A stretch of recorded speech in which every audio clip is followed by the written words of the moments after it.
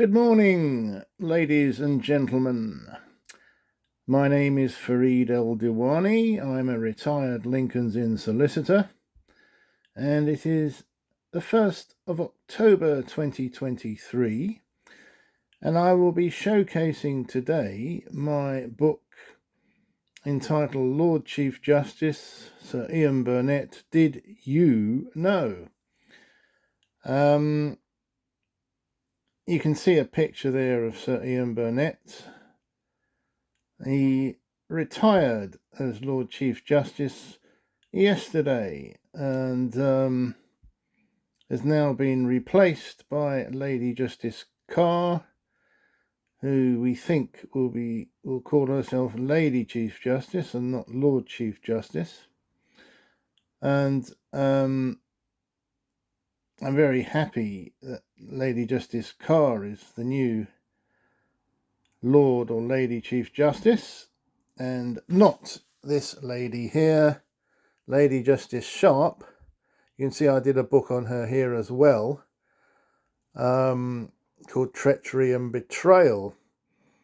And I think this book here, which I did distribute to members of the judiciary throughout the United Kingdom, and especially the Supreme Court in years gone by. It's a few years old, this book, but I think that played a role in in Victoria Sharp not being awarded the role of Lord Chief Justice.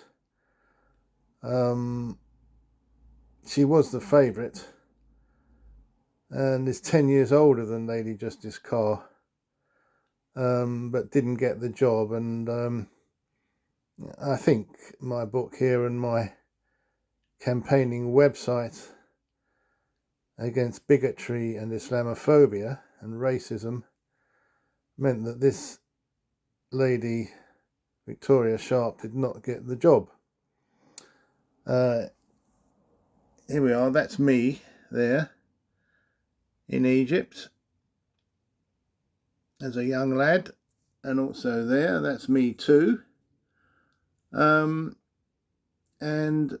what I'll be doing is exposing some of the disgraceful conduct of the judiciary, which few people know about, but they will if they read my books and listen to my YouTube broadcasts in September. I did 3 of them, so just log on and listen to them. They're very instructive for the general public, as well as lawyers, barristers and solicitors. So great stuff. I was a solicitor for 30 years. For 10 years I was the Port of London Authority's commercial property solicitor, and I ended up in Lincoln's Inn for just short of 5 years in Old Square, right opposite actually the chambers of John MacDonald QC, now KC. Of course, they've merged with 3 stone buildings, so great set of chambers too. Some fine barristers there. So just for an independent view on judges, here's a book called Judges on Trial, The Independence and Accountability of the English Judiciary. It's the 2nd edition, 2013, Cambridge Studies in Constitutional Law. I'm grateful to an academic called Shimon Shetreat. He holds the Greenblatt Chair of Public and International Law at the Hebrew University of Jerusalem, Israel. He's the author and editor of many books on the judiciary, and also Sophie Turen is a fellow and a lecturer in law at Murray Edwards College, University of Cambridge, where she teaches comparative law, constitutional law and European law. This is a truly excellent book, and he goes into all aspects of the judiciary and independence of the judiciary, accountability, and when they should recuse themselves and what recusal means, which is when a judge should not sit on a case due to bias, apparent bias or actual bias. And what I'm particularly grateful for Mr. Shetreat for is this passage here in his book, which I shall read out. It says, in a letter from the Lord Chancellor to the Lord Chief Justice in 1994, drink driving and offences of violence, dishonesty or moral turpitude were said to constitute misbehaviour, and so would behaviour which, quote, could cause offence particularly on racial or religious grounds or amounting to sexual harassment.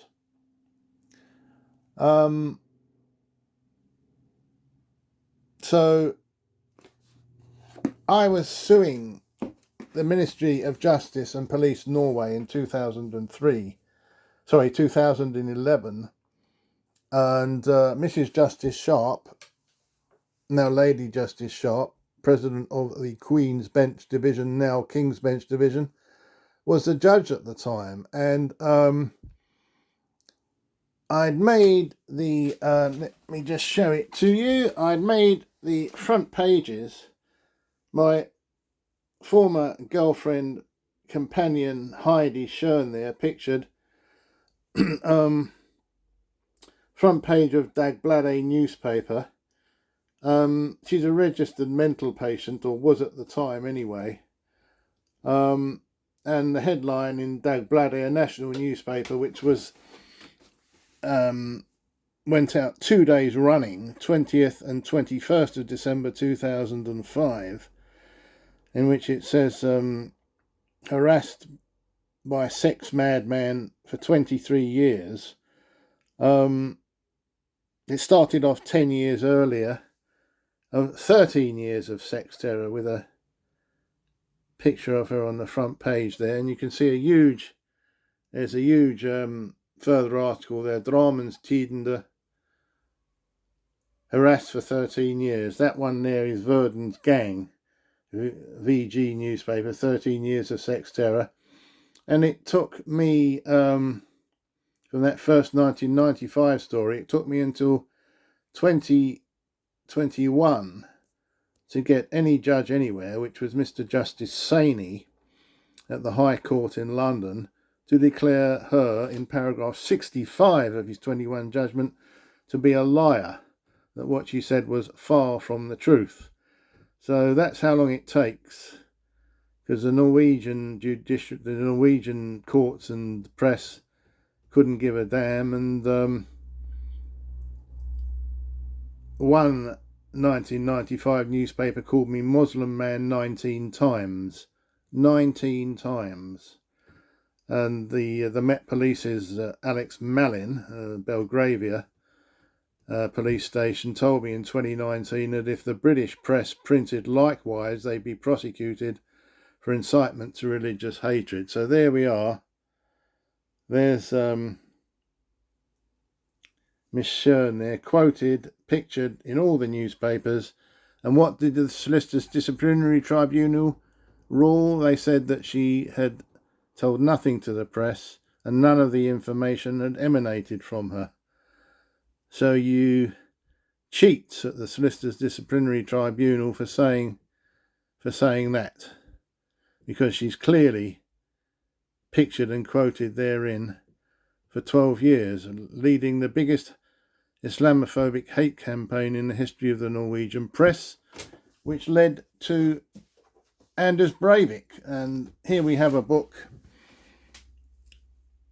from Sindre Bangstad. He's a Christian academic in Oslo University, and he writes about Norwegian Islamophobia, encapsulated by Anders Breivik, who on the 22nd of July 2011 blew up my High Court opponent's building, the Ministry of Justice, which also contained the offices of Verdun's Gang newspaper. So in 60 seconds, Anders Breivik, Muslim hater, blew up my sworn enemies in a matter of minutes, and then he killed 7 people. The lawyer in acting for the ministry, Christian Rausch, was in the building, was off sick for the next 16 months. And Sindre Brangstad is, although he is a Christian, he's very much on the side of the Muslims and against the Norwegian establishment for their Islamophobia. So, eventually I had plenty of vindication, but no vindication from Mrs. Justice Sharp. And in 2011, she refused to condemn me being told to go fuck Allah the camel. She refused to condemn me being told that the Prophet Muhammad was a confused paedophile. She refused to condemn me being told that the Muslims are the root of all evil. She refused to condemn me being told that my semen, my sperm, is only fit for the arsehole of a pig. And many more, because I read out some vile hate emails that I received from Norway on the very day that the said Dagbladet newspaper came out on the 20th of December 2005. The hate emails were declared a hate crime by the Essex police and referred to Interpol Norway, who did nothing whatsoever. I had a NorwayUncovered.com whistleblowing website on Norwegian perversions and judicial cheating over there and Islamophobia. And the Norwegians hated it so much they gave me a trumped up prosecution for harassment, and with fatal consequences for my legal career. But it didn't matter particularly. I'd been a solicitor for 30 years and retired, but there is serious bigotry, racism and Islamophobia in the British establishment. Of course, none of them are Muslim. And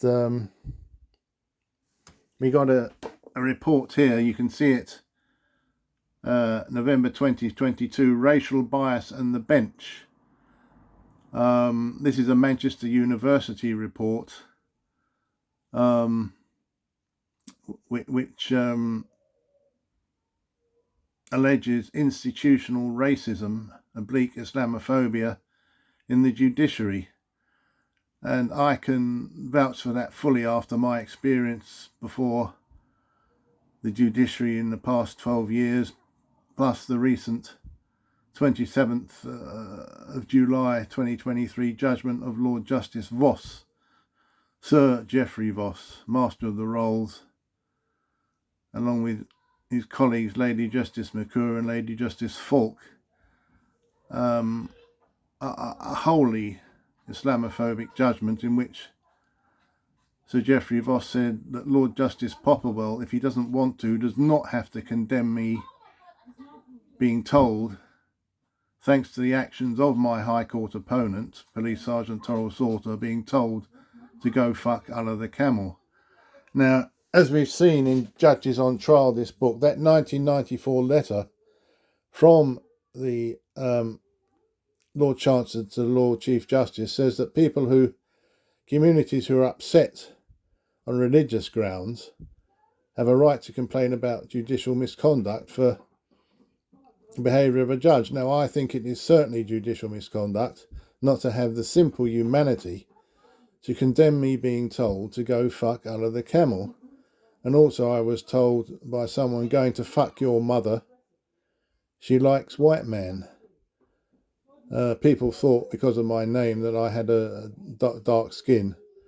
So basically, that's the prejudice for you. And I will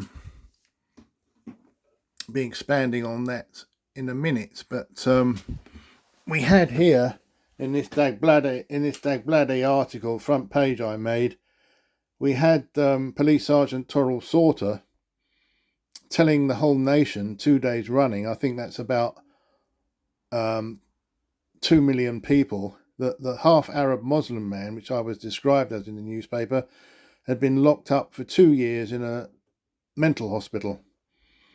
So according to Police Sergeant Torrell Sauter, I'd spent 1992 to 1994 incarcerated in a mental hospital, and by whom of all people? My mother, my own mother, according to Torrell Sauter, put me in a mental hospital for 2 years in 1992. Total crap, because from 1989 to 1998 I was the commercial property solicitor for the Port of London Authority, with no 2-year gap for incarceration in a mental hospital.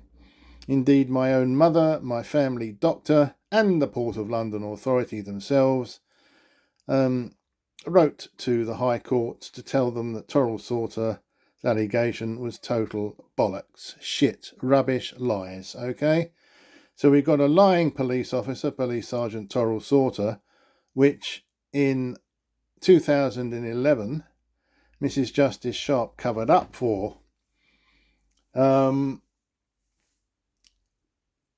Covered up for completely when I sued for an allegation that I was clearly mentally unstable for calling Police Sergeant Torrell Sauter a liar, cheat and abuser for her ludicrous 2-year incarceration in a mental hospital. It's amazing the bullshit Mrs. Justice Sharp comes up with.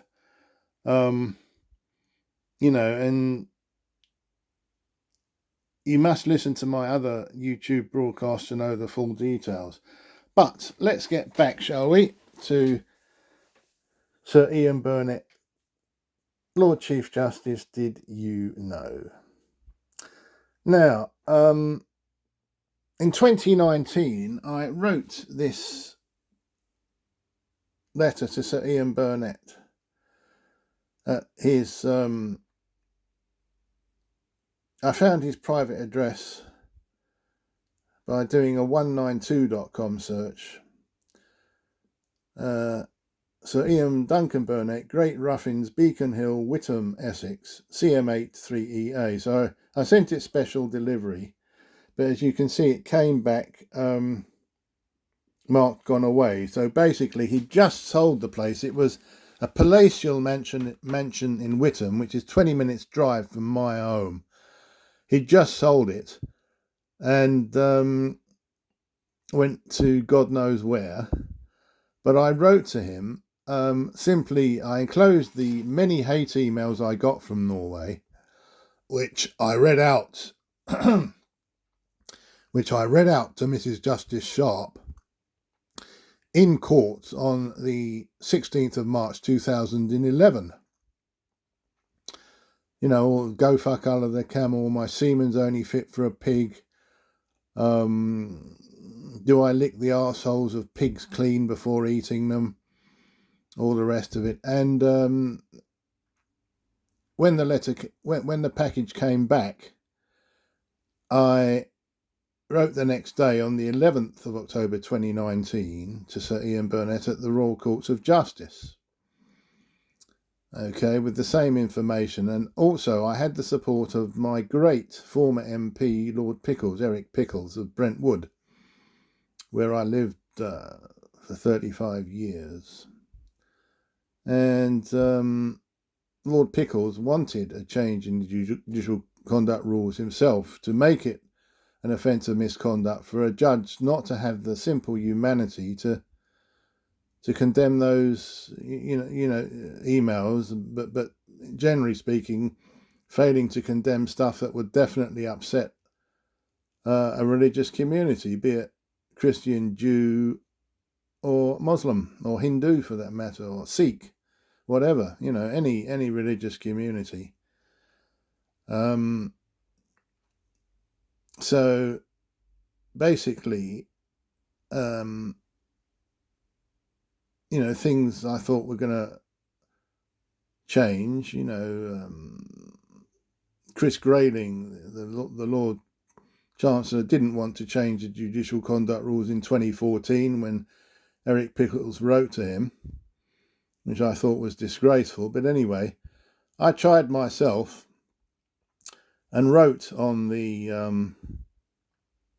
as I said, on the 11th of October 2019 to Sir Ian Burnett. And on the 25th of October, a couple of weeks or so later, I rang up the Office of the Lord Chief Justice simply to ask, with not a word more, and note that, with not a word more, to ask if they'd received my letter.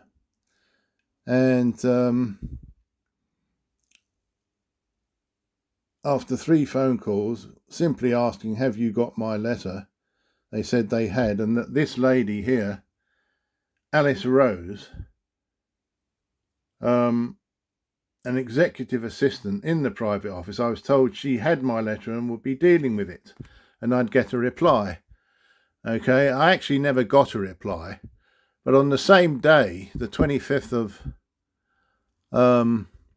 October 2019, I got a knock on my door from the Essex Police wanting to come in and said to me, you know why we're here, don't you? And I said, no, I don't. I've no idea. He said, we've had a message from the court that you threatened to commit suicide. And I said, it's total bollocks. That's total crap. A smear. I realised that there was a smear campaign. I immediately knew there was a smear campaign because people like Alice Rose didn't like my book on Lady Justice Sharp that I'd sent to many people at the Royal Courts of Justice, including Sir Ian Burnett. And in no shape or form did I threaten to commit suicide, neither did I joke about it or anything else. I just wanted to know if they'd got my letter. And so what materialised was that Alice Gilbert, as she then was, she's now Alice Rose, made a 999 call to the Metropolitan Police on that day to say she was concerned for my welfare, that I'd threatened to commit suicide, and on your heads be it, unquote. And how did she know that? She was informed by someone. She said, my colleague has told me. Now that colleague of hers is a lying bastard, or bitch if you're a woman, because I never said any such thing. And to this day, 4 years later, I still do not know the name of that informant of hers. And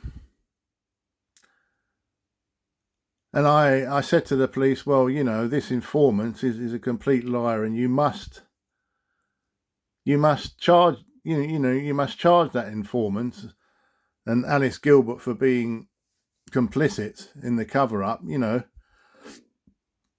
for wasting police time, because it's rubbish. And you can see there, I took the Met Police for judicial review for not prosecuting that informant, at least speaking to the informant and interviewing her under caution for wasting police time. And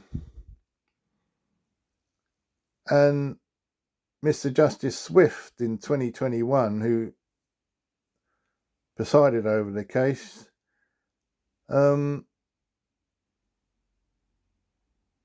asked the barristers acting for the Met Police and Sir Ian Burnett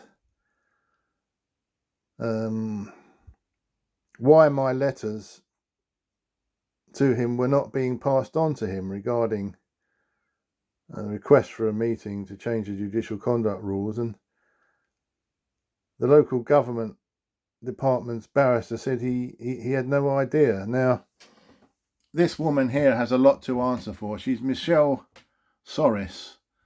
Michelle Soris there. She is an MBE, a member of the Order of the British Empire, awarded to her year or so ago, and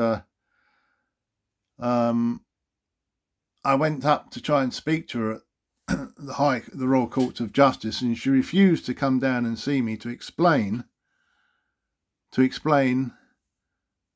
the rubbish about me threatening to commit suicide. It's a dreadful thing to say when it's not true. And Alice Gilbert's concern for me didn't even extend to ringing me up to ask me not to commit suicide. She waited, there was many hours delay before the police come round asking if I still wanted to commit suicide. But her concern didn't even extend to ringing me back to trying to persuade me not to commit suicide.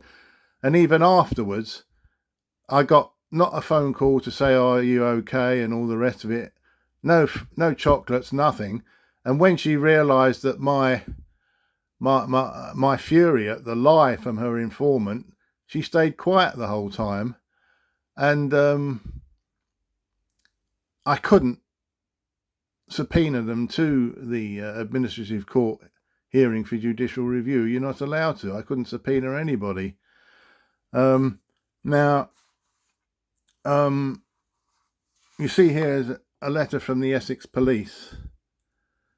All right, from Inspector Lisa Cook, staff officer to the Chief Constable, and she says, on behalf of the Chief Constable, I have passed your letter to the Information Management Office to look at your request for blah, blah, blah. Please contact the Lord Chief Justice's offices directly if you would like to arrange a meeting with them. And I involved the police at the earlier stage because it's a criminal offence to give waste police time by telling them fibs. And so I got a letter from the Chief Constable, no less,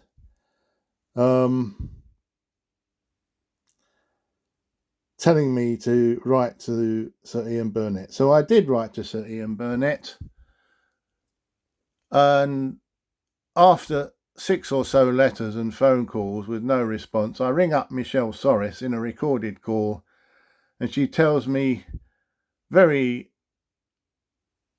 angrily that my letters are not being passed on to Sir Ian Burnett, and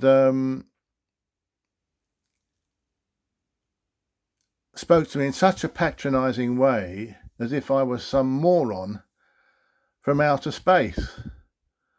And when I asked her for the name of the informant who allowed Alice Gilbert to ring up the Met Police to say I'd threatened to commit suicide, she put the phone down on me.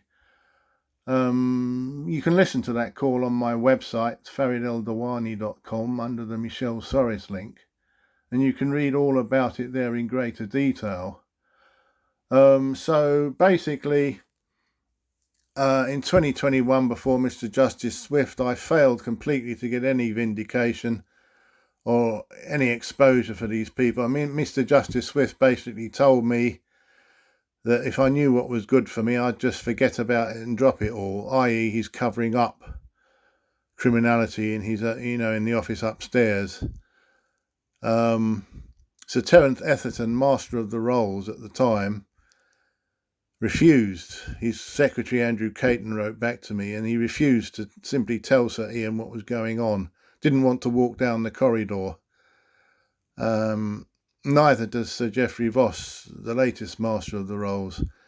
So Michelle Soris and Alice Rose, you have a lot to answer for, and I will be pursuing you till the day I die to make sure that corruption in the office of the highest judge in the land is overturned. So take notice, Lady Justice Carr. Take notice. Please come clean. So not content with that rubbish, this chap here, Ben Yallop, he is the private secretary, he is the private secretary to the Lord Chief Justice Sir Ian Burnett. What does he do? 2021, he sends a witness statement to the Essex Police to say his informant, notice it's always an informant, hearsay, his informant has told him that I have been seen outside the homes of Sir Ian Burnett, Lord Chief Justice, and also outside the home of Lady Justice Sharp, President of the Queen's Bench Division. And on the 1st of September, thanks to that witness statement, I was arrested and detained overnight by the Essex Police with all my electronic equipment taken on.